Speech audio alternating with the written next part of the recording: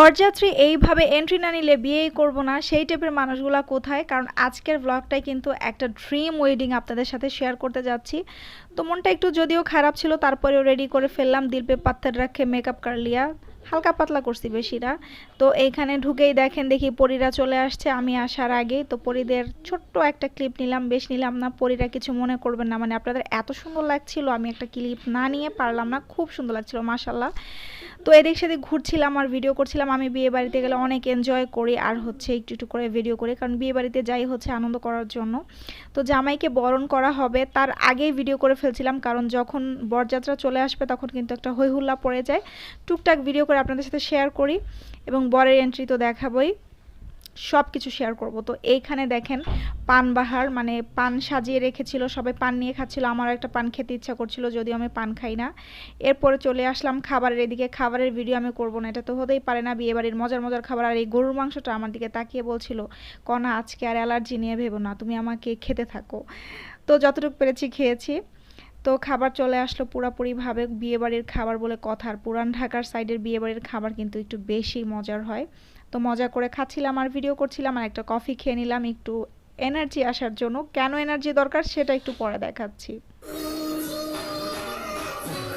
আপুর গানটা একটু শুনুন, আপু অনেক সুন্দর গান গেয়েছে। আপু কিন্তু খুবই সুন্দর করে গান করছিল, মানে আয়োজনটা টুকটাক আপনারা বুঝতে পারছেন। আমার ছোট্ট একটা ভ্লগে যতটা দেখানো পসিবল হয়েছে দেখাচ্ছিলাম। আর এখানে একটু ভয়েস চেঞ্জ করতে হয়েছিল আমার ভিডিওতে ইস্যু যাতে না আসে সেই জন্য। আর এই হচ্ছে ফারাজ, আর ফারাজের সাথে আছে ফাইরুস। এটা কিন্তু আমার আরেকটা মেয়ে, অনেক দিন পরে আমার মেয়েটার সাথে দেখা হলো, আর অনেকদিন পরে পরে ওর সাথে আমার দেখা হয়। মাশাল্লাহ অনেক কিউট হয়েছে। দেখেন একদম ফারাজ আর ফাইরুস কিন্তু দুই ভাই বোন। আর এখানে চলে আসলো হচ্ছে বরযাত্রী, একদম এমন এন্ট্রি নিল, ওদের এন্ট্রি দেখে তো আমি ভয়ে পেয়ে গেছি। মানে মেয়েকে আজকে তুলে নিয়ে যেতে আসছে সেইভাবে, মানে বাইক টাইক নিয়ে খুব, মানে ফাটাফাটি একটা জিনিস ছিল, কি বলবো। দেখে আমরা আবার সবাই গেটের সামনে দাঁড়ায় দাঁড়িয়ে দেখছিলাম, আমিও দেখছিলাম। দারুণভাবে এন্ট্রি নিল বর বউকে নিয়ে যাওয়ার জন্য। মানে এই টাইপের জিনিসগুলো আসলে সারা জীবনের স্মৃতি হয়ে থাকে। অনেকেই কিন্তু বলে যে আমার বরযাত্রী বা বর এইভাবে এন্ট্রি না নিলে আমি বিয়ে করব না। আমার বিয়েটা খুবই সিম্পলভাবে হয়েছিল, বাট আলহামদুলিল্লাহ আমরা সুখে আছি, অসুবিধা নেই।